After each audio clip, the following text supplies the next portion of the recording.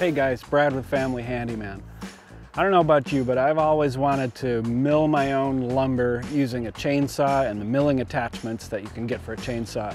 So the folks at Northern Tool set me up with an awesome chainsaw and some cool attachments, and I'm going to give it a go.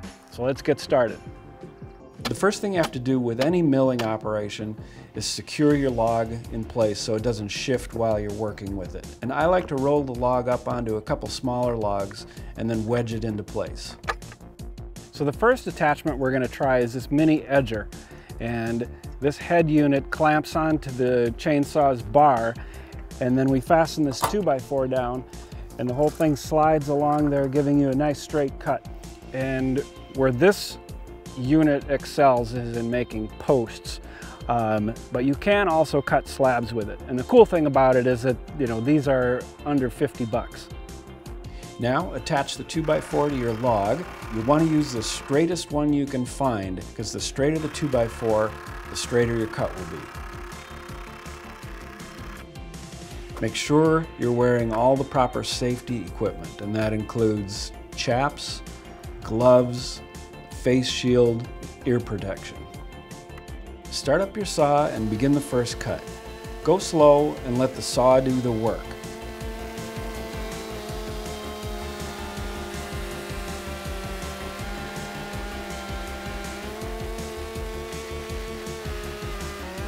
Make sure you're positioned so that the offcut falls safely away from you.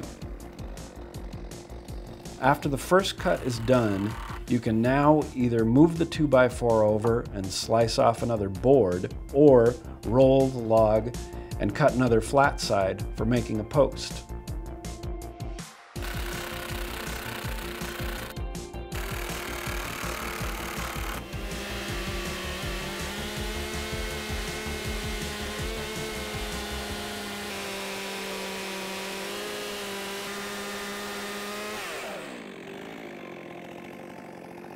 All right, so we finished up with the mini edger.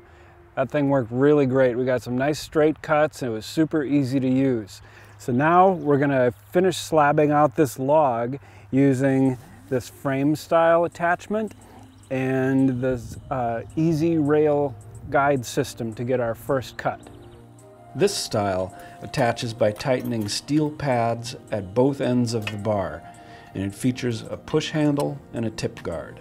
Here we're using the Easy Rail system. It has leveling screws and pawls to hold it in place while you're cutting. And make sure you've got some wedges ready to hold the kerf open while you're cutting.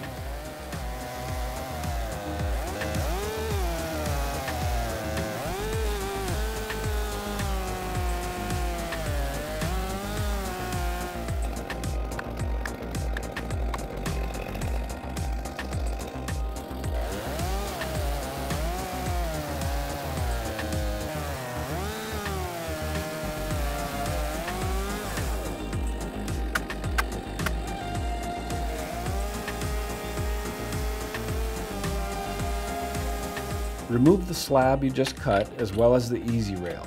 Now you've got a flat surface for the milling attachment to ride on. Continue cutting slabs using the same techniques you used for the first pass.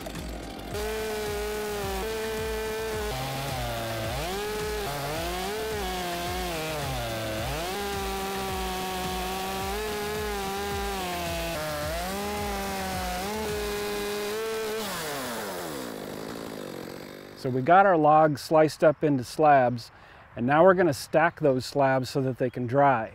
And there's a specific way to do that, and let me show you how. So I found a relatively flat piece of ground to dry these slabs on, and so the next thing I have to do is I'll lay out these 4x4s so that the slabs can sit on those so they're up off the ground. And then I just have to make sure that they're relatively flat in the same plane.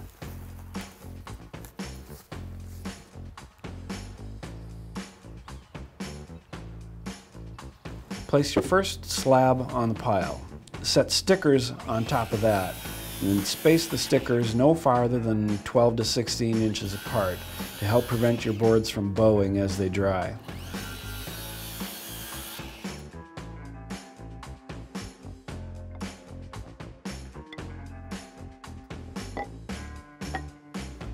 Stack subsequent layers in the same manner. A layer of boards followed by a layer of stickers.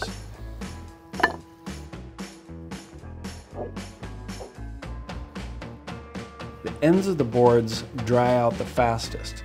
To help keep them from cracking, paint them with anchor seal to slow the drying. Now you need to put a roof on the stack.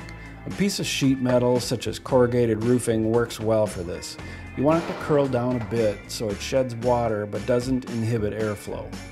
Weight the roof down with lumber scraps so it doesn't blow off.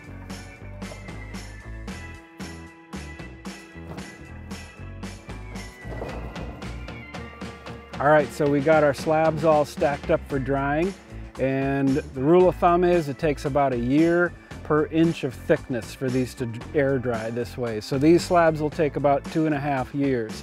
For more cool projects like this, visit us at familyhandyman.com.